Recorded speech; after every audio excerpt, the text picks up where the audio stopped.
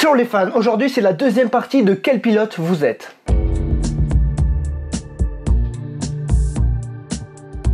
Je l'ai annoncé dans cette vidéo que le deuxième questionnaire était disponible et vous avez été nombreux à y répondre et ça c'est cool. Si le premier penchait plutôt vers les caractéristiques du pilote, celui-ci est une sorte de carrière. On démarre du karting et on arrive au sommet. Et on va regarder ça de suite, c'est parti.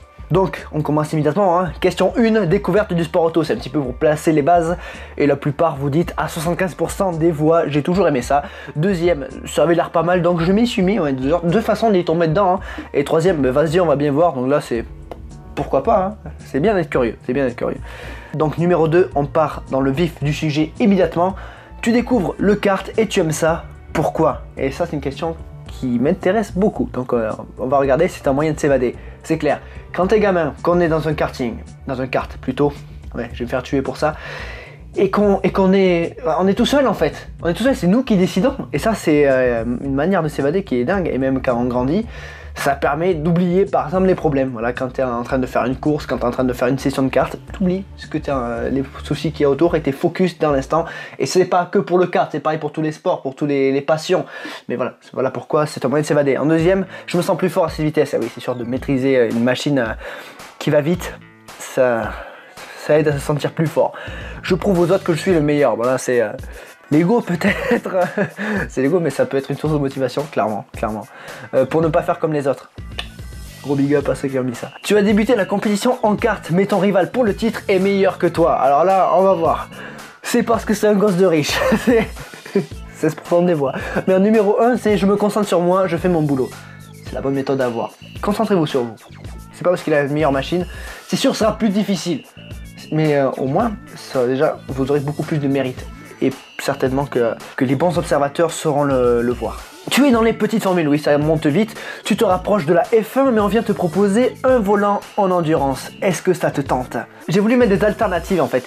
La plupart vous dites on verra plus tard. Ouais, focus, Formule 1, ok, c'est bien, vous savez ce que vous voulez. Mais bon, il y en a plein qui ont mis. Il y a certainement plus de portes. J'y vais. Donc ça c'est respect, je pensais pas qu'il allait avoir autant de voix, autant de personnes qui mettent ça, et c'est bien, vous avez conscience du truc, que tu fais que c'est extrêmement compliqué, voire quasiment impossible d'arriver en Formule 1. Donc l'endurance c'est certainement plus de place, et vous pouvez avoir une carrière totalement honorable et vous épanouir en endurance ou ailleurs. Après il y en a qui disent non c'est pour les faibles, ok. Ok, ouais, on verra plus tard. Je partage pas ma caisse, bon là c'est vraiment... Le problème est ailleurs, j'ai envie de dire. Les équipes de F1 t'ont remarqué. Waouh, c'est trop fort. Et s'intéresse à toi. Dans quelle filière vas-tu? Bon, Ferrari, évidemment, obviously, number one. Fallait s'y attendre que dans le premier questionnaire, c'est Ferrari, hein, l'équipe la plus pas mise en valeur, mais la plus choisie, en tout cas. Et donc, number one, Ferrari. Number 2, Renault. Number 3, oh, Seigneur. Numéro 3, McLaren. Ouais, ça respecte, c'était le top 3 hein, des meilleures équipes dans le premier questionnaire. Et après on a Mercedes, on a Red Bull, il n'y en a aucune. Ouais, il y en a qui veulent rester indépendants. 3% qui souhaitent rester indépendants. Bravo, tu es champion du monde de F2. Putain, bravo. Seulement, il n'y a que la plus mauvaise équipe de F1 qui te propose un volant. Tu fais quoi? Question intéressante, évidemment. C'est moi qui l'ai sorti déjà, mais... outre le fait que ce soit moi qui l'ai sorti, ça reste une question intéressante. Je signe chez eux, et putain, je m'attendais pas à ce qu'autant de gens disent je signe chez eux. 61%, donc voilà, c'est beaucoup. En numéro 2, on a marqué je tente la Super Formula. Donc oui, de manière alternative, c'est très bien la Super Formula, c'est une très bonne catégorie. Ça peut être un piège aussi pour les Européens qui n'ont pas l'habitude de rouler au Japon. C'est un changement totalement différent, il faut avoir vraiment un sacré bagage pour pouvoir réussir dans cette catégorie. Je deviens le 3e pilote dans un autre team. Ouais, c'est le numéro 3, donc c'est peut-être intelligent. Certains ont prouvé qu'il était possible d'attendre. Regardez Esteban Ocon, bon même s'il avait fait de la Formule 1 avant, mais d'autres ont prouvé qu'il était possible d'arriver en Formule 1 même en étant 3e pilote pendant un certain moment. Antonio Giovinazzi, voilà, c'est je pense une bonne référence. Et après je vous emmerde, je rentre à ma maison, ben Eric, je suis désolé. Tu rentres en Formule 1, quel est ton état d'esprit? Ah ouais, là c'est... Je bois un coup d'eau d'ailleurs pour le coup. Buvez de l'eau, c'est bon l'eau. Donc quel est ton état d'esprit? C'est un rêve d'une vie. Ouais, 50% quasiment des voix, c'est un rêve d'une vie. C'est clair, on consacre toute sa vie. Mais regardez, vous êtes parti du karting, même du plus jeune âge, vous regardez la Formule 1, vous arrivez en Formule 1. Ça m'étonne pas que ce soit le rêve d'une vie. Que trépas si je faiblisserais, j'avais mis ça à Bordeaux. Le mec il arrive avec une épée. Ah, on va passer à la suite. Par contre, tu dois choisir ton numéro. Tu prends lequel? Alors, un qui est important pour moi, obviously, c'est une question un petit peu nulle. Parce que c'est moi qui l'ai marqué. Premiers essais. Alors, premiers essais, numéro 1, je reste calme. Je règle ma voiture. Après, il y en a, je sacrifie mon week-end pour bien apprendre. Ouais, c'est peut-être une bonne manière d'être sûr d'y arriver. Mais attention, hein, en Formule 1, ça peut aller très vite. Il faut faire parler le chrono. C'est clair qu'il faut faire parler le chrono, mais si tu te viandes dès le premier jour, on dira que c'est parce que tu es un rookie. Il faut pas que ça se reproduise du coup. Ouais, parce qu'on s'attend à ça, surtout quand tu arrives.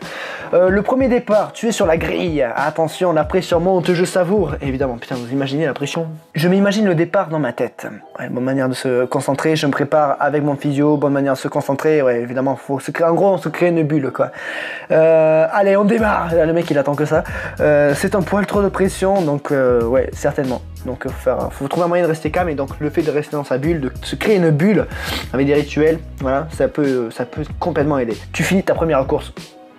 Finir sa première course, c'est quelque chose d'important. Je cherche quelles sont les erreurs à corriger. Putain, vous êtes perfectionniste. Bravo. Moi, je pense que je ferais ça aussi. Je savoure mon arrivée à F1. Ouais, n'oublions pas quand même. Profitez. C'est comme ça qu'on arrive à apprécier une carrière. Il y en a juste, ils s'en vont du circuit. On sait pas ce qu'ils font là. Ils sont arrivés par hasard. Ah, la session se passe bien, mais tu viens d'avoir un accrochage. Attention, moment critique, numéro 1. Alors, 2 réponses au coude à coude. Je lui serre la main, je passe à autre chose. Et c'est la course. C'est bien. Putain, je suis surpris de... J'avais pas vu les réponses avant en fait. Je vous le dis que maintenant, mais j'avais pas vu les réponses. Donc, ouais, c'est bien. Vous êtes des pilotes corrects. Vous êtes corrects. Moi, honnêtement, je serais plutôt du genre à dire c'est la course, mais je m'en souviendrai. J'aurais peut-être pas dû dire ça. On passe à la suite. Tu fais une course remarquable. Ouais, t'es trop fort, trop fort. Je suis heureux, mais je reste professionnel. Oui, c'est la meilleure manière de ne pas se créer de problèmes autour. Je cherche les quelques erreurs à corriger. C'est perfectionniste, c'est bien. C'est bien que vous êtes des bons pilotes. Vous savez ce qui vous entoure et vous faites avec. Et c'est bien. Je lance un regard noir envers mes rivaux, hein, garde psychologique, et je sors en boîte. Ouais, je pense que j'arrive. Tu passes dans un top team à côté d'un champion du monde. Moment critique, numéro 2. Je dois comprendre pourquoi il est si fort. C'est bien, c'est ça. Il faut apprendre de lui. C'est pas pour rien qu'il est champion. Peut-être que vous aussi, vous serez champion. Mais c'est pas pour rien qu'il est champion. Donc il faut apprendre de lui. Qu'est-ce qu'il fait de mieux que moi? Qu'est-ce que je dois faire pour arriver à son niveau et pour être au-dessus de lui? C'est la meilleure façon de faire. Tu remportes ta première course. Moment critique, numéro 3. Alors, un numéro 1, c'est merci à mon équipe, c'est grâce à vous, donc vous remerciez votre équipe. Je le dis aux personnes qui m'ont aidé. Ah ben merde, moi je serais plutôt du genre j'en profite tout simplement et putain enfin quoi. Oh, même pas putain enfin. Oh, c'est quoi que je sais pas. Ah non, moi je serais plutôt du genre à dire voilà, j'ai passé pour un gros prétentieux, mais j'ai toujours su que j'y arriverais quoi. Bah je suis désolé, hein, mais au moins je suis honnête avec vous. Mais je sors en boîte, ça reste aussi une bonne option. Tu te bats pour le titre, mais c'est ton équipier qui devient champion. Ça fait mal. Bien joué, mais l'année prochaine ce sera différent. Exact. Exact, faut pas à moins d'être un numéro 2 avéré. Hein. Bon, même un numéro 2 avéré dirait quand même bien joué, mais l'année prochaine ce sera différent. Bottas. Félicitations, il le mérite. C'est bien, faut quand même reconnaître que s'il est champion, c'est pas pour rien. Après, c'est difficile en étant le battu d'arriver à dire ça.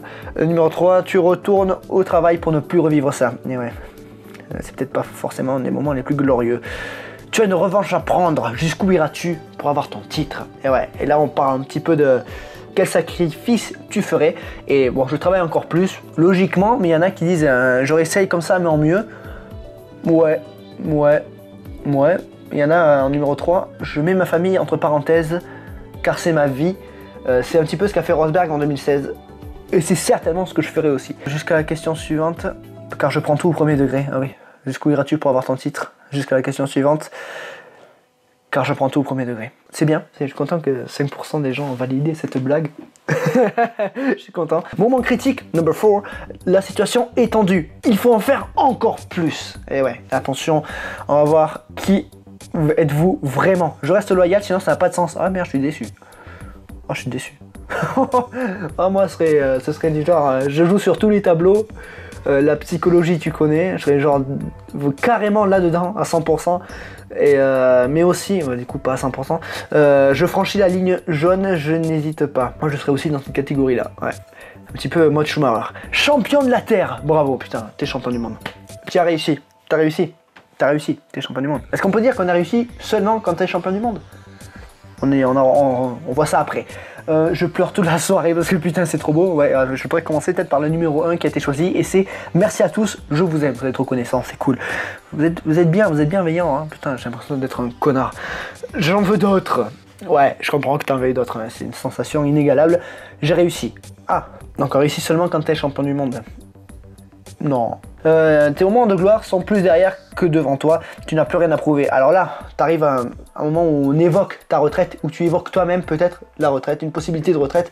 Donc à voir, la plupart vous dites je fais 1 an et 2 ans et je m'en vais. Décision sage. Non, je continue, la F1 c'est ma vie, peut-être entêté, mais remarque, bon on peut pas dire qu'Raikkonen que la F1 soit sa vie. Rossi en MotoGP, voilà, Rossi en MotoGP, je pense que c'est un bon exemple. Je ne peux pas tomber dans le ridicule, j'arrête, c'est peut-être une décision sage, il y a plein de choses à faire autour, en restant dans le sport autour, mais et d'ailleurs on va voir de suite. Ton voyage en Formule 1 prend fin. Que vas-tu faire maintenant? Je continue de piloter ailleurs. Alors voilà, ça je suis tellement content qu'il y ait autant de gens qui répondent ça parce que vraiment, voilà, c'est que vous adorez piloter, vous aimez piloter. Alors après, peut-être qu'après une carrière de Formule 1, vous allez vouloir faire autre chose, peut-être que vous allez vous rendre compte que vous aimez pas vraiment ça, mais qui sait.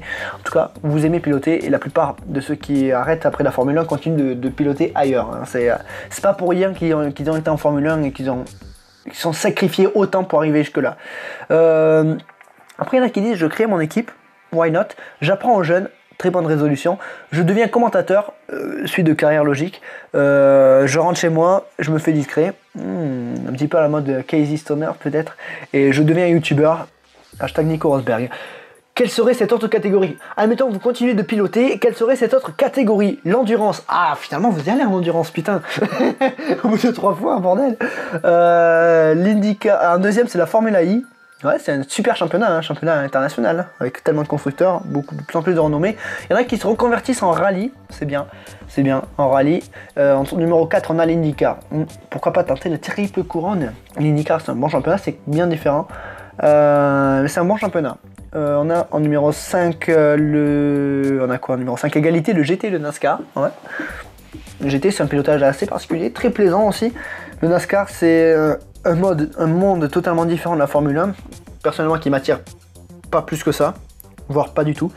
Le DTM, par contre le DTM, ouais, putain j'adore le DTM, c'est la merde pour le DTM actuellement, on en parlera. Et après on a autre, donc forcément autre, il y a pas mal de choses à faire. Dernière question, l'ultime, et on voit un petit peu l'importance de la chose. Tu as laissé ton empreinte dans le monde du sport auto. Comment est-ce que vous réagissez? La plupart vous dites, je suis fier de moi, je n'ai pas de regrets. Ouais, parce que même les pilotes qui... on en parlait avec Blabla F1 il n'y a pas longtemps. Oui, parce que, admettons, on n'est pas champion de Formule 1, on n'a même pas gagné de course. Je pense que les pilotes qui sont dans ce cas-là peuvent être quand même assez fiers d'être passés en Formule 1. Par exemple, même Nicole Kälberg qui n'a pas gagné de podium, qui n'est pas monté sur le podium, pardon, je pense qu'il est fier de sa carrière, même s'il y a un petit goût d'inachevé, forcément, mais je pense qu'il est plus heureux que pas heureux. Bon après, certains pilotes diront non. Je suis pas heureux d'être passé en Formule 1, peut-être c'est peut-être le cas de Sébastien Bourdet. Ensuite on a, j'espère que les gens se souviendront de moi. Alors ça c'est vraiment un truc, moi c'est vraiment le truc, je m'en fous un peu quoi. Moi je suis allé en Formule 1 pour moi, avant tout. Oui mais je suis qu'un homme, alors ça c'est ouais, l'humilité, il faut être humble, mais là, respect à ceux qui ont mis ça, parce que ce serait pas du tout mon cas.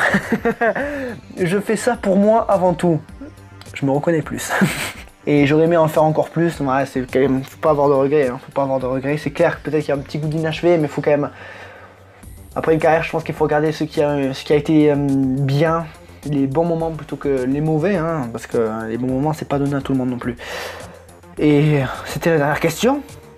Ah, mesdames et messieurs, nous arrivons au bout du coup, hein. Merci d'avoir participé à ce questionnaire, j'espère que ça vous a plu. Les réseaux sociaux, hop, sur la gauche de l'écran, Instagram, mais allez me rejoindre sur Instagram, pas mal de sujets de prochaines vidéos sont décidés là-bas, ça pourrait vous intéresser, il se passe plein de choses. Il y a aussi le Discord qui pourrait vraiment vous plaire, hein. Je suis souvent en vocal, on fait souvent des petits jeux ensemble dans le Discord, c'est super cool d'ailleurs, donc si vous voulez nous rejoindre, le lien est en description, tout comme le lien Utip. Utip, ça vous permet de soutenir la chaîne en regardant une publicité gratuitement, ou alors si vous êtes chaud, en faisant un don. Et ceux qui font des dons, merci beaucoup, vos noms s'affichent juste en bas. N'oubliez pas le commentaire, l'abonnement, la cloche, le partage et le pouce bleu, mais surtout, n'oubliez jamais, le plus important c'est de continuer d'aimer le sport auto, continuer d'aimer le pilotage. À la prochaine, salut les fans.